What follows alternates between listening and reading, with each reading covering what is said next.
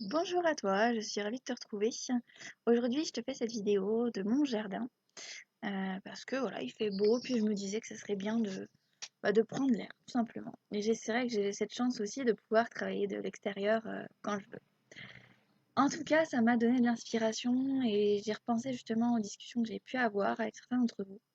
Vous vous demandiez justement, mais je suis complètement perdue dans le domaine pro. Je ne sais pas du tout ce que je veux faire. Est-ce que je veux changer de travail? Est-ce que je veux pas changer de travail? Et finalement, est-ce que le coaching peut m'aider? Et quelle est la différence entre le coaching et le bilan de compétences? Pour reprendre la première question, est-ce que le coaching peut m'aider? Oui, très clairement, il peut vous aider et il va vous aider sur plein de points. La première chose, d'ailleurs, je dirais même le point fondamental, le coaching vous permet de vous reconnecter à vous. Qui êtes-vous? Quelles sont vos valeurs? Qu'est-ce qui est important pour vous? Depuis, certes, aujourd'hui, mais aussi depuis peut-être toujours. Est-ce qu'il y a eu des valeurs qui ont évolué entre-temps? Puisqu'on évolue tous, on change et on grandit, nos aspirations peuvent aussi être amenées à évoluer. Finalement, qu'est-ce qui me motive? Et au contraire, qu'est-ce qui me freine? Qu'est-ce qui draine mon énergie? Ou qu'est-ce qui me fait exploser justement d'excitation, qui me fait me sentir bien, qui me fait me sentir confiant aussi et valorisé.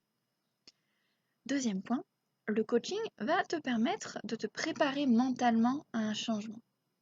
Alors, le changement, quand on dit le changement, c'est maintenant, oui, ça peut revêtir deux types d'actions. Premier type d'action, c'est juste un changement finalement, un développement, un épanouissement, une affirmation de toi-même. Dans ta société actuelle, tu peux avoir justement des discussions avec ton entreprise et tout à fait continuer ta carrière là-dedans.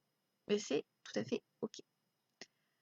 Le deuxième point, c'est tu vas être amené à changer d'entreprise ou de métier. À ce moment-là, le coaching va être là pour, encore une fois, te servir de garde-fou par rapport au fait que tu sois sûr de toi, sur ce que tu veux, ce que tu ne veux pas, par rapport à tes valeurs, par rapport à tes motivations. Et surtout, aller dépasser tes peurs, donc te sentir complètement libre, te sentir complètement serein et sereine, te sentir aussi confiant et confiante par rapport au choix et à la décision qui va t'attendre par la suite. Le bilan de compétences, lui, va intervenir pour te permettre, si tu souhaites te reconvertir et changer complètement de métier, ça va te permettre finalement de faire un point technique sur le marché de l'emploi dans un domaine en particulier qui va te permettre également de te montrer est-ce que l'image que tu as de ce métier correspond à la réalité ou pas, puisque tu vas avoir une étude de marché, donc avec des organismes institutionnels à aller chercher, des données. Tu peux aussi avoir des témoignages, hein, puisqu'il va falloir faire des enquêtes métiers. Donc tu poses des questions tout simplement à des pros hein, qui sont dans le métier pour te rendre compte si le terrain correspond finalement avec ton idée ou pas. Par la suite, tu vas avoir éventuellement, si besoin, des formations à réaliser. Un chiffre que je voulais te partager, quand même, c'est qu'aujourd'hui, tu as 80% des biens de compétences qui malheureusement, à la fin, se soldent par, finalement, par une inaction. Pourquoi les gens ne passent pas à l'étape supérieure, qui est vraiment de passer à l'action, de se reconvertir? Donc tu peux avoir des gens qui effectivement ont besoin de temps pour digérer tout ça, pour se poser et pour se dire bon, est-ce que j'y vais ou j'y vais pas? Ok, il n'y a pas de problème. Mais tu as surtout beaucoup de gens qui se disent bah finalement j'en suis pas capable, je suis pas prêt, je j'ai pas envie de changer parce que c'est vrai aujourd'hui j'ai ma zone de sécurité, je sais pas trop ce qui m'attend si je change, il faut que je reparte de zéro. Et c'est vrai que ça peut paraître effrayant comme ça.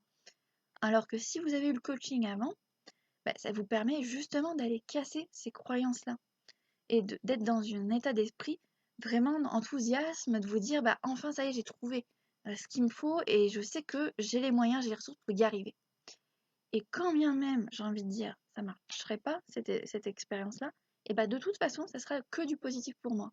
Et ça me servira aussi pour m'élever tout au long de ma carrière professionnelle.